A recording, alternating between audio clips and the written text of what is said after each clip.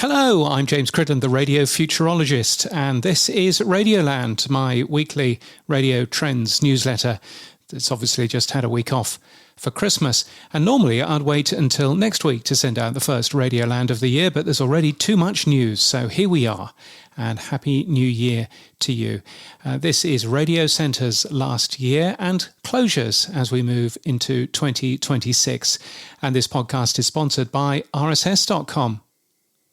Now, I've long been impressed at Radiocentre in the UK. It's a vibrant trade body for the radio industry, which is probably a good reason why UK radio is so well thought of and so successful. And they've just published their annual Review 2025, which is only 2 pages, but there's a lot there. If you're not in the UK, can you say that your own trade organisation has done as much as Radiocentre has in the past year?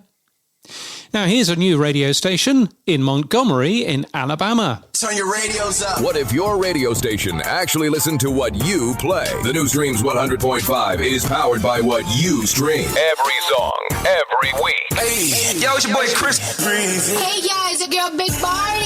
We track millions of local streams right here in Montgomery and turn your choices into the city's unique playlist. You pick the hits. We put them on the air. Hey, what's up? This is SZA. What up? This is Drake. Streams 100.5. Powered by what you play. Well, it's an interesting idea. It's choosing its entire playlist based on music streaming stats for the city. The station says it's a first ever. It's using a service called Stream Stats from Bridge Ratings. And if the data is filtered for the age group that this station is aiming for, then it sounds like an interesting way to produce a music policy. Although, if it just offers the same music you can get on your streaming device, but with horrible ads and no way to skip the bad songs, then I kind of wonder why you'd want to tune in. Christian O'Connell's new national breakfast show here in Australia starts on Sydney's Gold 101.7 later this month, but he did a week in Sydney, just for Sydney, before Christmas. A bit of a baptism of fire, given his week was directly after the atrocity in Bondi Beach, but Christian is a professional broadcaster who knew how to pitch things. So I'm aware that some of you might be tuning in right now going, who is this? Please tell me the radio's broken. It's not an English guy, is it? It's the last thing we need this week. It's an uninvited Englishman suddenly on the radio. I'm Christian O'Connell, and we are the show that is going to be replacing Jonesy and Amanda. And the good news for you guys is you're going to have 2 great shows come January on this radio station. We're going to be waking you up, and then Jonesy and Amanda are going to be taking you home. This is going to be some radio station for Australia. Now, the whole thing is going to be available as a podcast, and you'll recall that Smartmaster Kyle didn't even bother going to Melbourne before his launch, so already Christian seems to be doing things well. Now, clearly, ARN is missing a trick by not putting this show onto 97.3 in Brisbane. It will, though, be on DAB+, which a third of Australians use every week in the cap cities. Gold would be a clear market leader, given an FM frequency, but instead ARN is using KISS 97.3 to compete against 2 other top 40 format stations on FM, leaving the only oldies FM outlet to the tired, sports-infused dad rock Triple M, and nothing else grown up for anyone over the age of 35. Gold 97.3 is the obvious choice, and as a Christmas present, ARN, I've bought gold973.com.au for you. It's all safe and sound for when you launch. Just ask gold973.com.au, which weirdly already works. In Canada, Numeris published some listening trends for Q3 25. There's more listening to radio at home, and Edison Research has actually said something similar about at-home audio listening in the US as well. Average weekly hours per listener is also listed in the data. Most markets are up. Radio streaming accounts for between 12 and 16% of total radio audience through the workday. Here we are in 2025, and live radio is hitting a peak of just 16% of total radio listening online. Does Radio Player Canada or iHeartRadio Canada or any of those apps only get 16% of all mentions on air? I bet it doesn't. I was interested to be interviewed on ABC Radio Brisbane and ABC Radio Perth about AM's future, and the ABC Radio Perth switching to FM. You can listen and watch to those. You'll find a link in the newsletter version of this podcast.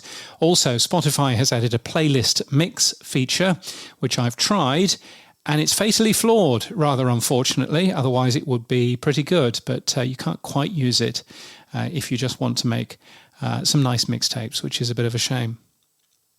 Now, goodness, there's been a lot of closures over the last couple of weeks. For a start, MTV closed down all of its music channels. Its last song, Video Killed the Radio Star, of course, Karma. The BBC interviewed Ray Cokes from MTV Europe. He used to get 2,500 letters every day, he said.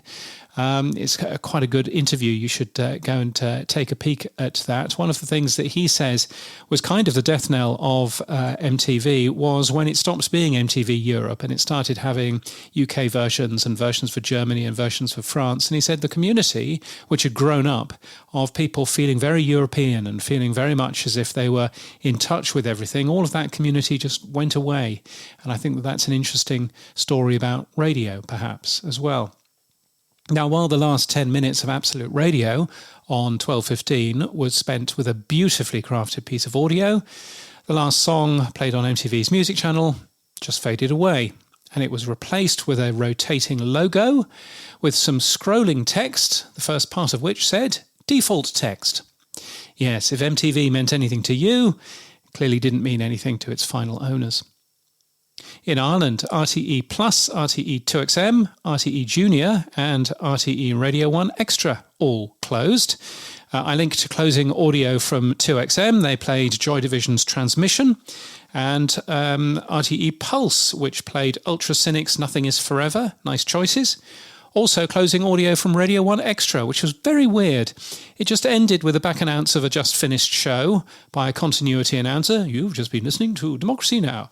And then a few seconds of some rubbish jazz, followed by a little Barker channel saying the station is no longer broadcasting. What a graceless finish that was.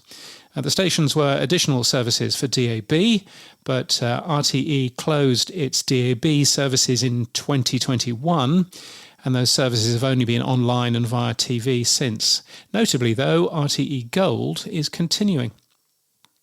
I linked to a lovely last column from Perry Michael Simon, who's an excellent writer about radio who'll be missed. He says he'll happily be bought lunch by anybody in South Florida. I don't know him well enough to ask, and when I'll be in Florida in a week or so, he'll still be more than 2 hours drive away. But I hope he enjoys not having to write The Thing every week. He's one of those that really cares about the industry, and I wish him a long and happy retirement. Now, more AM switch-off news. In Colombia, Sports Talk National Format Antenna 2 went off air on December the 31st. Its owner, RCN Radio, is also switching many of its other AM services to FM, or switching AM frequencies for Alerta, which is its local network, and La FM, which is national talk. Earlier in the year, it made a significant reorganisation of its stations, removing many local brands. It's been going since 1949, RCN Radio. It's a commercial broadcaster. It's owned by a company that also owns soft drinks, textiles, a football team, car dealers, and farming equipment. In Thailand, 1,993 community FM frequencies were placed up for auction. The government raised just over $2 million from that auction, with 2,237 companies participating. The most expensive license in the country was 94.5 in Chiang Mai, which went for $44,500 for a 5-year license. In Pattaya, the English language Fabulous 103 FM were only allowed to bid for 2 frequencies. As Tommy D explains, over the past few years, the broadcasting authorities have been looking at ways to change FM radio licensing. A few months ago, they finally came up with a new system, a kind of virtual lottery, officially described as an auction. That process immediately reduced the number of FM frequencies by about 1/3. In simple terms, it became a game of musical chess, where it was guaranteed that roughly 1/3 of all stations would disappear. To make matters worse, the list of frequencies up for auction didn't include the one we've been using for decades, and we weren't alone. Many stations across the country found themselves in the same position. In our case, we were only allowed to bid on 2 frequencies within the province. That was it. No choice beyond that. Yes, and neither of those were 103, which was a bit of a shame. Now, one of those licenses went for $25,000 to another bidder.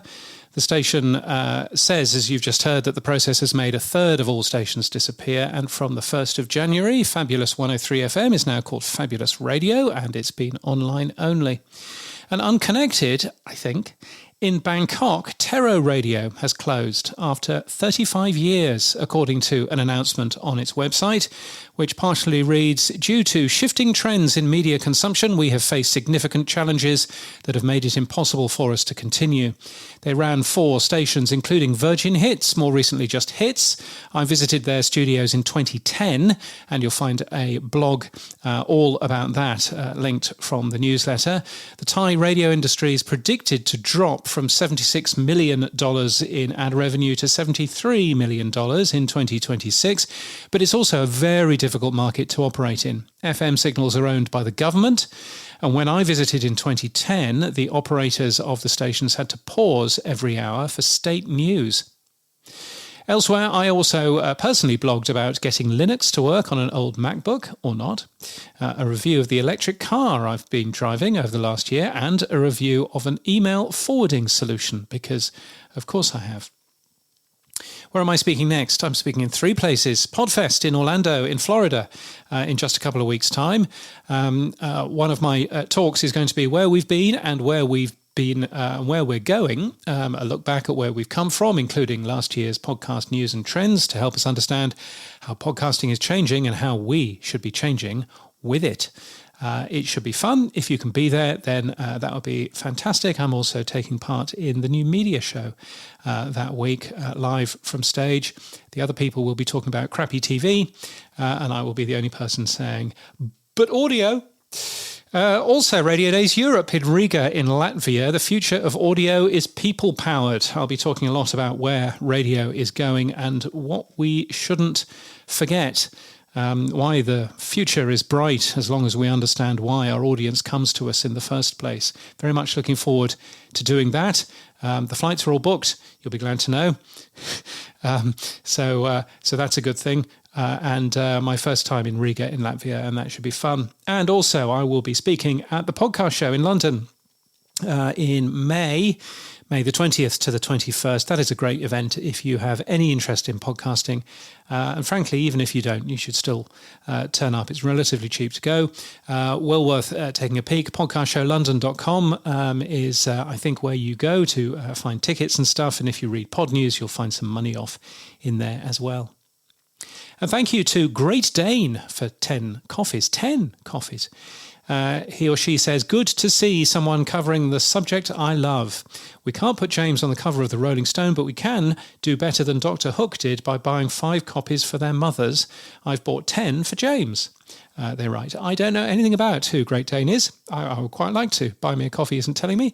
So thank you, and do get in touch, because it would be nice to say thank you personally. Also, thank you to Bennett Cobb, who contacted me with a lot of information about the US's National Public Warning System, which covers 90% of the US population, which assumes, of course, that the US population own AM radio receivers, which I'm not so sure. Anyway, I plan to write a little bit more about that shortly. And thank you also to the many supporters of this newsletter, including admaster.info, cloud-powered traffic and billing tools for you, Brun Audio Consulting as well, Media Results Inc., and Radio King, among others, and Wade Kingsley, who is limbering up to be a competitor of mine by the looks of things. Well, there you go. So thank you to them. Thank you to Greg Strassel, Sam Phelps, Richard Hilton, Emma Gibbs, Jocelyn Abbey and James Masterton as well for being regular supporters. If you would like to support my work in any way, buy me a coffee. That would be lovely. At buymeacoffee.com/James Cridland. It's easy for me to say. Buymeacoffee.com/James Cridland. You'll find links in the newsletter as well. If you'd like to follow me on the socials, then you'll find me on Threads, Blue Blue Sky and on Mastodon as james@bne.social. And my website has more details about who I am and what I do and whether I can help you further. You will find that website at james.cridland.net or indeed radioland.email. I know. And until next time, keep listening.